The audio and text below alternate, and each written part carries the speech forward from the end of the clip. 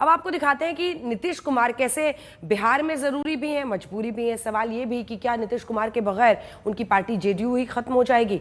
RJD Nitish Kumar के स्वास्थ्य को लेकर सवाल उठा रही है, नीतीश कुमार का इस्तीफा मांग रही है।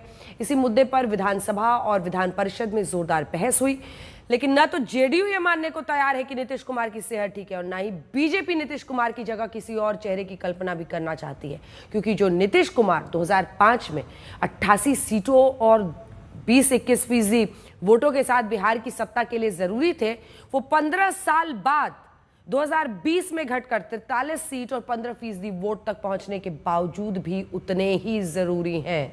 या यूं कहे कि बिहार की सत्ता में नीतीश का साथ हर दल के लिए मजबूरी है। ऐसे में सवाल है कि क्या नीतीश कुमार के अजीबोगरीब व्यवहार के बावजूद जेडीयू उनके विकल्प पर बात करना चाह रही है, नहीं चाहती, आखिर क्यों? देखिए इस रिपोर्ट में। क्या नीतीश कुमार को नहीं हटाना कोई मजबूरी है? अगर नीतीश कुमार जरूरी है तो कौन सी मजबूरी है? क्या नीतीश कुमार के बगैर जेडीयू खत्म हो जाएगी? क्या नीतीश कुमार के नाम पर ही जेडीयू का वोट बैंक टिका है?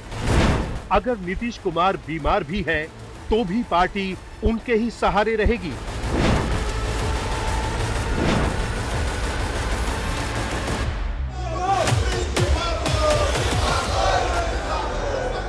बिहार में विधानसभा के बाहर नीतीश कुमार के खिलाफ पूरा विपक्ष धरना दे रहा है। आरजेडी कह रही है कि नीतीश कुमार को इस्तीफा दे देना चाहिए, नीतीश कुमार को मुख्यमंत्री की कुर्सी छोड़ देनी चाहिए, बिहार में राष्ट्रपति शासन लगा देना चाहिए।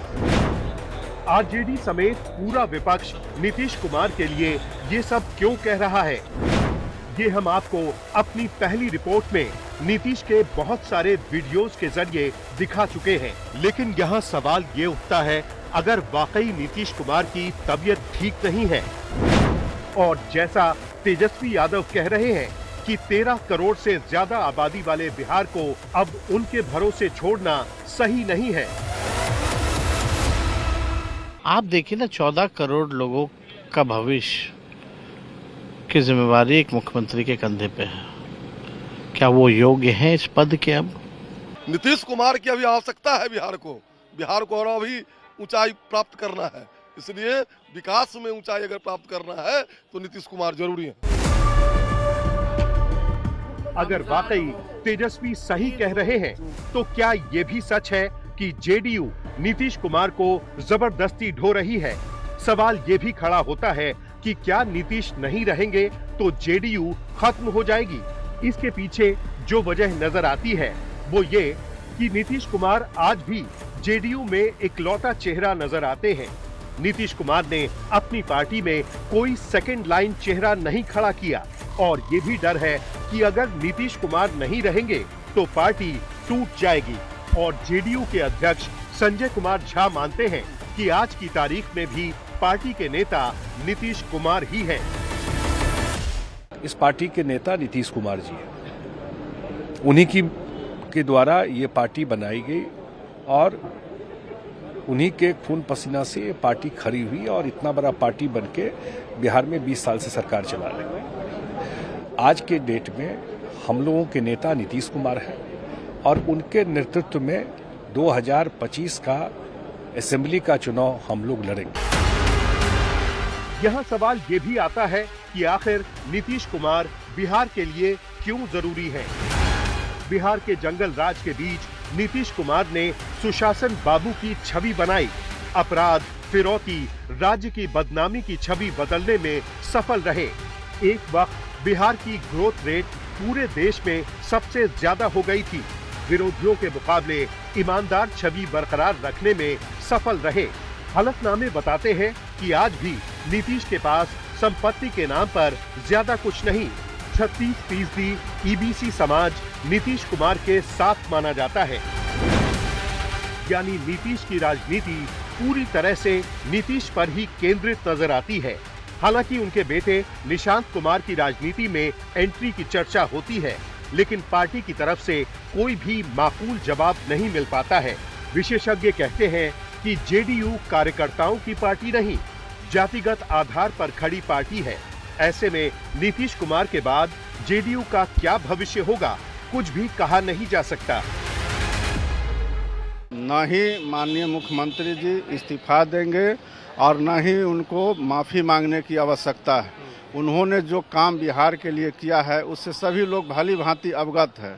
आज देश विदेश में उनका नाम है। बिहार के एक एक लोग, चाहे वो किसी भी जाति धर्म के मानने वाले हों, सभी उनके काम के कायल हैं। और आज जो हम लोगों ने हंगामा देखा, ये तो हंगामा क्रिएट किया हुआ है और क्रिएट इसलिए किया गया है अपने नाकामी को छुपाने के लिए। 20 दिन से सदन चल रहा है और 20 दिन में हम लोगों ने मात्र 2 दिन उनको देखा है सदन के अंदर में, प्रतिपक्ष के नेता को। और आज जब आए हैं तो ये हंगामा ले करके आए हैं और अपने कमी को छुपाने के लिए इस तरह का हंगामा करते हैं। नीतीश कुमार बिहार में रिकॉर्ड सबसे लंबे वक्त तक रहे सीएम हैं। देश में सबसे ज्यादा बार शपथ लेने वाले सीएम हैं। और बड़ी बात ये रही कि जिस पार्टी के साथ गठबंधन किया, बिहार में उसी की सरकार बनी, यानी नीतीश जिसके, सरकार उसकी। अक्टूबर 2005 में जेडीयू ने बीजेपी के साथ मिलकर चुनाव लड़ा, 88 सीटें जीती। 2010 में जेडीयू ने बीजेपी के साथ मिलकर चुनाव लड़ा, 115 सीटें जीती। 2015 में जेडीयू ने आरजेडी के साथ मिलकर चुनाव लड़ा, 71 सीटें जीती। 2020 में जेडीयू ने बीजेपी के साथ मिलकर चुनाव लड़ा, 43 सीटें जीती। क्यों इस्तीफा देना चाहिए? बिहार में जितना काम नीतीश कुमार जी के नेतृत्व में हुआ, आज तक हुआ है क्या? क्यों? हम लोग तो कहते हैं कि बिहार की जनता चाहती है, हम लोग चाहते हैं कि 15 साल और राज करें।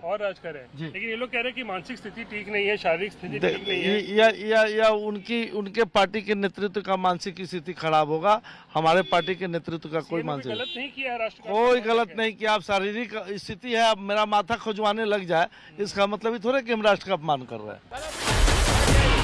सवाल ये भी है कि जब नीतीश कुमार की तबीयत पर सवाल उठ रहे हैं, विपक्ष नीतीश कुमार को न सिर्फ बुरी तरह से घेर रहा है बल्कि इस्तीफा मांग रहा है, तो फिर बीजेपी की कौन सी मजबूरी है कि नीतीश को छोड़ने को तैयार नहीं है?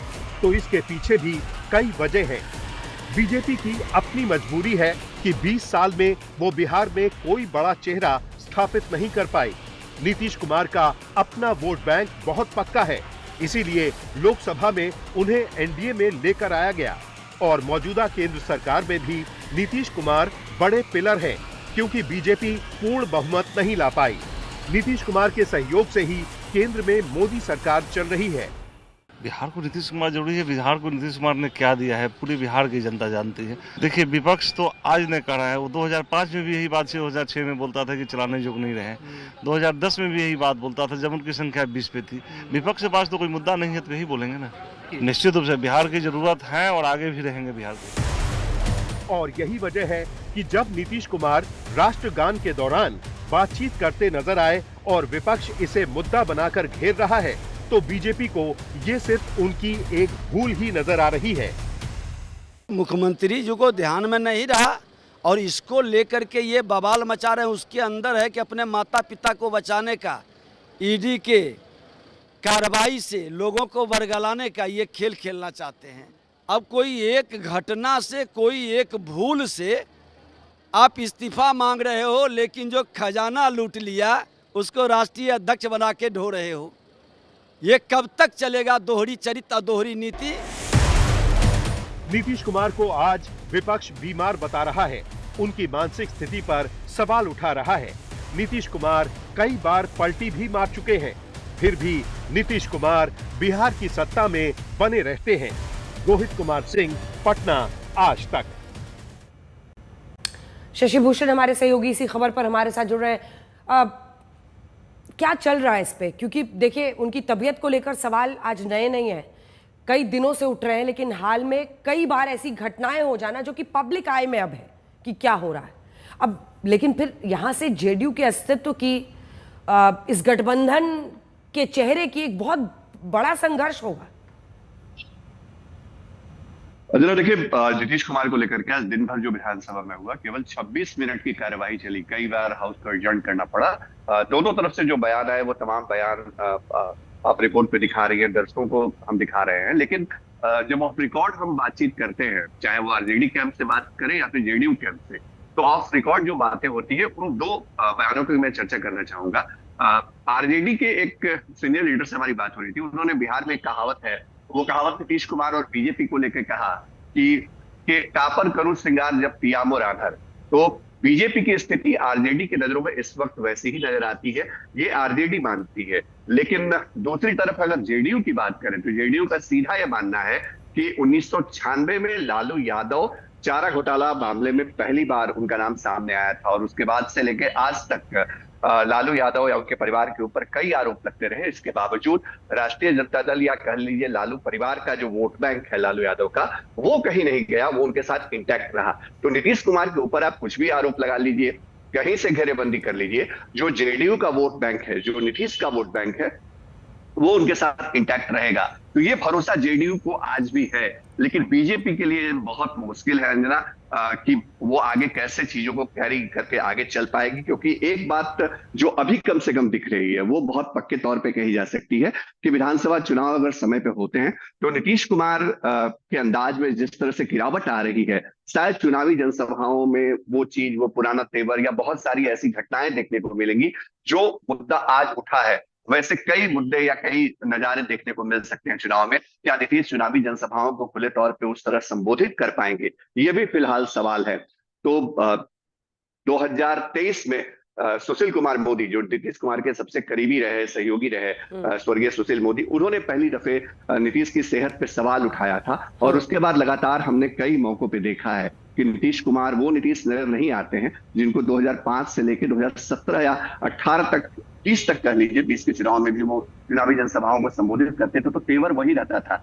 लेकिन वो तेवर शायद अब गायब है और ऐसे क्रियाकलाप हो रहे हैं सार्वजनिक मंचों पे जिसकी वजह से देखिए इतना हंगामा बरपा हुआ है बिहार। जी बहुत धन्यवाद आपका शशि भूषण इस तमाम जानकारी के लिए। तो नीतीश कुमार की सेहत को लेकर लगातार चिंताएं हो रही हैं। धन्यवाद इस खबर पर तमाम कवरेज देने के लिए।